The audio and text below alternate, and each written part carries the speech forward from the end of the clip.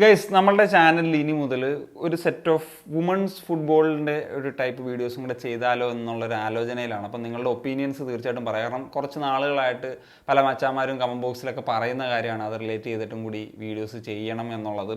ഇപ്പോൾ അതിൻ്റെ ഒരു റൈറ്റ് ടൈമാണ് എന്നുള്ളതും എനിക്ക് തോന്നുന്നുണ്ട്. അപ്പം ഇനി ആഴ്ചയിൽ ഒരു പെർസെൻറ്റേജ് ഓഫ് വീഡിയോസ് അങ്ങനെ ചെയ്യാമെന്ന് തന്നെയാണ് വിചാരിക്കുന്നത്. പക്ഷേ നമുക്ക് ചെയ്യാൻ പറ്റുന്ന കണ്ടൻസും കൂടെ വേണം. അത് കണ്ടൻറ്റിന് വേണ്ടി നമ്മൾ ഇത് ചെയ്തിട്ട് അങ്ങനെ ഉണ്ടാക്കുന്നില്ല. നല്ല കണ്ടൻസ് ഉണ്ടെങ്കിൽ തീർച്ചയായിട്ടും റെലവൻ്റ് ആയിട്ട് വരുന്ന സംഭവങ്ങളും അല്ലാത്ത സംഭവങ്ങളൊക്കെ ചെയ്യാമെന്നുള്ളതാണ് വിചാരിക്കുന്നത്. പിന്നെ ഞാൻ ലാസ്റ്റ് വീക്സിൽ കുറച്ചധികം വുമൺസ് ഫുട്ബോളുമായിട്ട് ബേസ് ചെയ്ത് നമ്മുടെ ഏഷ്യൻ കപ്പ് വീഡിയോസും കാര്യങ്ങളൊക്കെ ചെയ്ത സമയത്ത് ചില ഭയങ്കര ട്രിഗർ ആയിട്ടുള്ള ചിലരുടെ കമൻസ് കണ്ടിരുന്നു. അതായത് വുമൺസ് ഫുട്ബോൾ ടീം ഇന്ത്യയുടെ അണ്ടർ 15 ടീമുമായിട്ട് പോലും കളിച്ചാൽ തോറ്റു പോകുമെന്നൊക്കെ ഉള്ളത്. ഇതിൻ്റെ എന്താ പറയുക, ശാരീരികമായിട്ടുള്ള അല്ലെങ്കിൽ ഈ ഒരു ഡിഫറൻസ് ഒക്കെ എന്താണെന്നുള്ള ഇപ്പം ഫോർ എക്സാമ്പിൾ ഞാൻ പറയാം.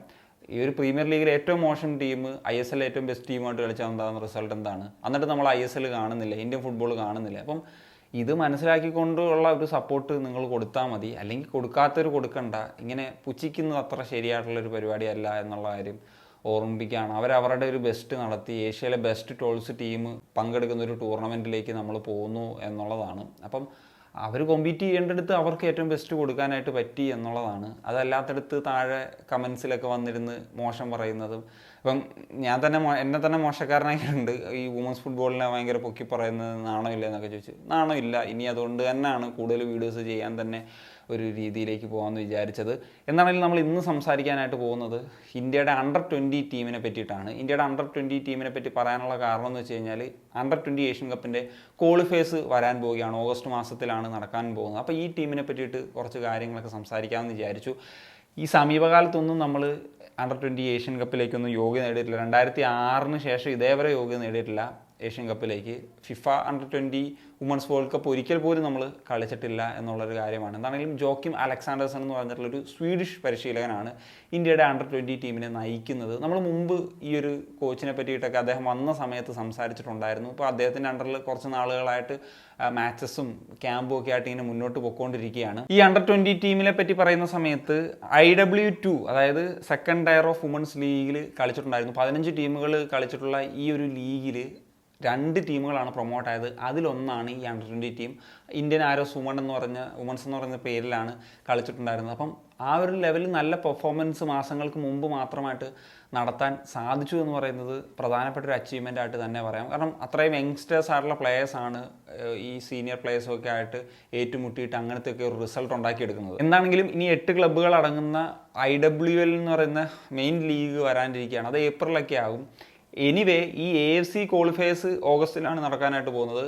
ആ ഒരു ക്വാളിഫയറിൽ നമുക്ക് ക്വാളിഫൈ ആകാനായിട്ട് സാധിച്ചു കഴിഞ്ഞാൽ ഏഷ്യൻ കപ്പ് ഏപ്രിലാണ് നടക്കാൻ പോകുന്നത്. അപ്പം ആ ഒരു കാലയളവിൽ ഏറ്റവും ബെസ്റ്റ് ആയിട്ടുള്ള 14 മാച്ചസ് IWL ഈ ഒരു വുമൺസ് ടീമിന് കിട്ടും, അണ്ടർ 20 ടീമിന് കിട്ടുമെന്ന് പറയുന്നത് വലിയൊരു സാധ്യതയാണ്. അപ്പം മാക്സിമം ആ ഒരു ക്വാളിഫിക്കേഷൻ ഉറപ്പാക്കുക എന്ന് പറയുന്നൊരു ഫാക്ടറാണ് അവിടെ ഉള്ളത്. ഇനിവേ ക്വാളിഫയേഴ്സിലേക്ക് വരുന്ന സമയത്ത് ഓഗസ്റ്റ് 6 മുതൽ ഓഗസ്റ്റ് 10 വരെയാണ് മത്സരം നടക്കുന്നത്. 3 ടീമുകളാണ് ഉള്ളത്. ഹോസ്റ്റ് നേഷൻ എന്ന നിലയിൽ വരുന്നത് മ്യാൻമാറാണ്, പിന്നെ ഇന്തോനേഷ്യയാണ്, പിന്നെ തുർക്കമെനിസ്ഥാനാണ്. ഈ മത്സരത്തിന് മുമ്പ് ഈ മാസം ജൂലൈ 13-നും 16-നുമായിട്ട് 2 സൗഹൃദ മത്സരങ്ങൾ കളിക്കുന്നുണ്ട്. ഉസ്ബെക്കിസ്ഥാൻ്റെ അണ്ടർ 20 ടീമിനെതിരെ ഉസ്ബെക്കിസ്ഥാനിൽ പോയാണ് മത്സരം കളിക്കുന്നത്. ഉസ്ബെക്കിസ്ഥാൻ അത്യാവശ്യം നല്ല ടീം തന്നെയാണ്. കഴിഞ്ഞ 4 അണ്ടർ 20 ക്യാമ്പയിനിൽ 3 തവണയും കളിച്ചിട്ടുള്ളൊരു ടീമാണ് ഉസ്ബെക്കിസ്ഥാൻ എന്ന് പറയുന്നത്. ഇനി നമുക്ക് നമ്മൾ ഏറ്റുമുട്ടാൻ പോകുന്ന ഒപ്പോണൻസിലേക്ക് വരുന്ന സമയത്ത് ഇന്തോനേഷ്യൻ അണ്ടർ 20 ടീം അവർ അത്ര മികച്ച ഒരു ടീമെന്ന് നമുക്ക് പറയാനായിട്ട് പറ്റില്ല. അപ്പം റീസെൻ്റ്ലി ഒന്നും അവർ ക്വാളിഫിക്കേഷൻ നേടിയെടുത്തിട്ടുണ്ടായില്ല. വേൾഡ് കപ്പിലും അവരൊന്നും കളിച്ചിട്ടില്ല. ആസിയൻ ചാമ്പ്യൻഷിപ്പിൽ പോലും അത്ര മികച്ചതല്ല. എനിക്കൊന്ന് ലേറ്റസ്റ്റ് എഡിഷനിൽ കുറച്ച് റിസൾട്ട് ഉണ്ടാക്കിയിട്ടുണ്ടെന്ന് തോന്നുന്നു ആസിയാൻ റീജിയനിൽ. ഇന്ത്യ തന്നെ അവസാനമായിട്ട് 2 വർഷങ്ങൾക്ക് മുമ്പ് കളിച്ചപ്പോൾ ഇന്ത്യ 6-0 മറ്റുമാണ് ഇന്തോനേഷ്യയുടെ ഈ ഒരു വുമൺസ് അണ്ടർ 20 ടീമിനെയൊക്കെ പരാജയപ്പെടുത്തിയിട്ടുണ്ടായിരുന്നത്. അപ്പോൾ നമുക്ക് മാനേജ് ചെയ്യാൻ പറ്റുന്ന ഒരു ടീം തന്നെയാണ് എന്നാണ് ഞാൻ പ്രതീക്ഷിക്കുന്നത്. ഇനി ഈ വർഷം മലേഷ്യക്കെതിരെ 4-0 നേടിയിട്ടുള്ളൊരു വിജയമാണ് ഇന്തോനേഷ്യക്ക് ഏറ്റവും പ്രധാനമായിട്ട് പറയാനുള്ളത്. പിന്നെ തുർക്കമെനിസ്ഥാനാണ്. തുർക്കമെനിസ്ഥാനും ഒരു റെക്കോർഡും നമുക്ക് അങ്ങനെ ഈ ഒരു അണ്ടർ 20 വുമൺസ് ടീമിൻ്റെ ക്യാമ്പയിനിലൊന്നും പറയാനായിട്ട് ഇല്ല എന്നുള്ളതാണ്. പിന്നെ കുറച്ചും കൂടി ശക്തരെന്ന് നമുക്ക് അല്ലെങ്കിൽ നമുക്കൊരു ചലഞ്ച് വരുന്ന ടീം മ്യാൻമാർ ആയിരിക്കുമെന്നാണ് ഞാൻ പ്രതീക്ഷിക്കുന്നത്. അവർ ഹോസ്റ്റിംഗ് ടീം കൂടിയാണ്. പിന്നെ 2019 നടന്നിട്ടുള്ള AFC അണ്ടർ 20 ചാമ്പ്യൻഷിപ്പിൽ കളിച്ചിട്ടുള്ളൊരു ടീം കൂടിയാണ് ഇവർ എന്നുള്ളതാണ്. അപ്പം ഇവരായിരിക്കും ഏറ്റവും ലാസ്റ്റ് മത്സരമാണ് മ്യാൻമാറിനെതിരെ വരുന്നത്. ഏറ്റവും ശക്തമായിട്ടുള്ളൊരു മത്സരമായിട്ട് വരാൻ പോകുന്നത് ഈ ഒരു ടീമായിട്ടായിരിക്കും എന്നുള്ളതാണ്. ഇതാണെങ്കിലും 8 ഗ്രൂപ്പുകളായിട്ട് ആണ് മത്സരങ്ങൾ നടക്കുന്നത്. 8 ഗ്രൂപ്പിലെയും ഗ്രൂപ്പ് ചാമ്പ്യൻസിനും 3 സെക്കൻഡ് എത്തുന്ന ടീമിനുമാണ് ക്വാളിഫിക്കേഷൻ കിട്ടുന്നത്. അങ്ങനെ 11 ടീമുകൾക്കാണ് കിട്ടുക. പിന്നെ ഒരു ടീം ഹോസ്റ്റ് നേഷൻ എന്ന നിലയിൽ തായ്ലൻഡ് ഓൾറെഡി ക്വാളിഫൈഡ് ആയി കഴിഞ്ഞു എന്നുള്ളതാണ്. അപ്പം ഇന്ത്യക്ക് ഞാൻ നോക്കിയിട്ട് താരതമ്യേന വലിയ കുഴപ്പമില്ലാത്തൊരു ഗ്രൂപ്പാണ് കിട്ടിയിട്ടുള്ളത്.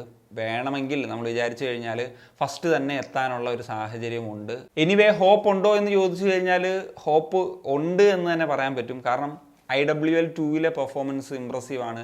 ഇപ്പം പ്രിപ്പറേഷൻസും തരക്കേടില്ലാത്ത രീതിയിലൊക്കെ കൊടുക്കാൻ പറ്റി. നല്ലൊരു പരിശീലകനുണ്ട്.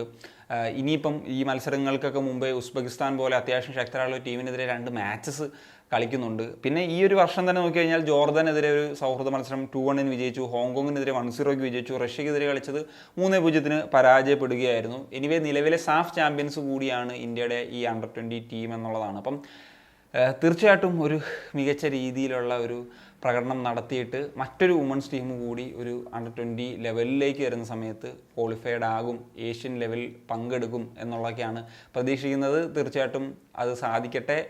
That's it guys. അപ്പോൾ നിങ്ങളുടെ ഒപ്പീനിയൻസ് എന്താണ് തീർച്ചയായിട്ടും കമ്പോസ് ചെയ്യാൻ.